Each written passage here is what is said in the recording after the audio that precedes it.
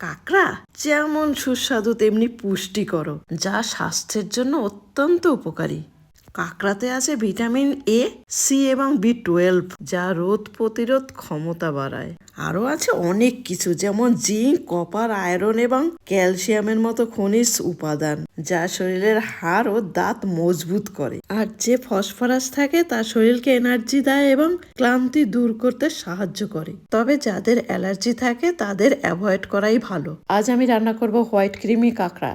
White creamy কাঁকড়া বানানোর জন্য একটা ফ্রাই প্যানে বাটার দিয়ে, বাটারটা একটু গরম হলে তার মধ্যে পেঁয়াজ কুচি, রসুন কুচি দিয়ে ধুয়ে রাখা কাঁকড়ার টুকরোগুলোকে গোলমরিচের গুঁড়ো দিয়ে টস করে অন্য একটা ফ্রাই প্যানে 3 চামচ ময়দাকে বাটারে হালকা ফ্রাই করে তার মধ্যে 3 হাতা ফুটিয়ে রাখা দুধ আর 1 হাতা জল দিয়ে ভালো করে মেশালাম, যাতে দানা দানা না থাকে।